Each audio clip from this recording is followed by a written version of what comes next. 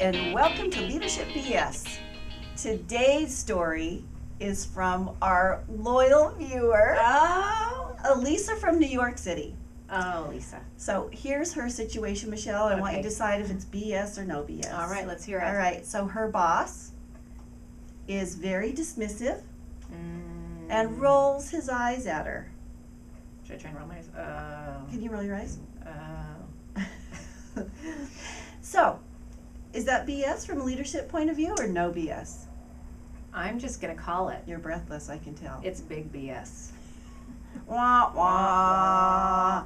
So, Absolutely. what should Elisa do? Oh, Lisa, you know what? There's a lot of factors involved with this. How long has the boss been there? Usually what happens is the boss has been there a while in this kind of situation. They're so comfortable that they don't feel like they have to sort of do some of the professional protocols that are required of them. Those get a little lax. Sure. The more comfortable and the longer they've been in their role. Mm-hmm. And I like to call it. And what are you going to call it? Well, I like to call it out. Is what Oh, I'm call it saying. out. I like to call it out, but I think there's some ways that you can do it that are politically, what do I want to say? That's not going to hurt. Yeah, politically correct. It's not going to hurt a career. It's not going to hurt your career, but it's got to be, it's all in the delivery. Agreed. Isn't everything? Well, that is so true. It is all in the delivery, but I think it needs to be called out. I think it's really unprofessional behavior, and I think a lot of leaders do this more than they think. Where they may roll their eyes, checking themselves, be dismissive, cut people off, interrupting. I bet this person does a lot of these things as well. Could be. Don't you think? Could be. Probably. It seems to be like, if they have one trait, it's an ongoing thing. Would you call this BS? I'm just going to say, Elisa, first of all, you got to look in the mirror. And what you're saying, is it stupid? Is there a reason why he's rolling his eyes at you? That's true. Are you not performing up to the standard? So I think it could be a double-edged sword. Not that rolling your eyes is the appropriate action, but Elisa, come on. Be honest with yourself first. Are there ways that you can change your communication where he's not dismissing you and maybe you're a little more dynamic? I must say. I totally disagree. Would you not stand up and say something if somebody rolled their eyes at you? You know what so many people don't? Actually, I see this, I think Elisa's issue is pretty common, to be honest with you. I think it happens a lot more than we think out there. I'm calling stupid. You are cracking me up. And I see people not call it out all the time. And we look at the long-term impact, how boring, but the long-term impact of that and what really happens with the team and relationships, and it's actually so detrimental for a leader to do that. And I think it's very passive-aggressive. If the leaders are going to roll their eyes because Elisa said something stupid, then either handle the stupidity of what she said and develop her, or talk to her, or give her some feedback, right, Lisa? You want feedback?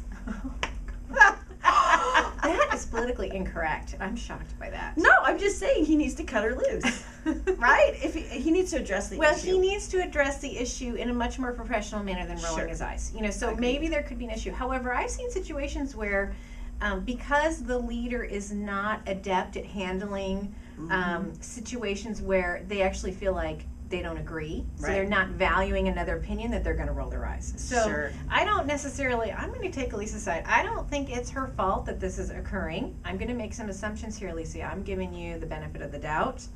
And I think she needs to call it out and talk to this leader so that this leader is handling themselves much more appropriately.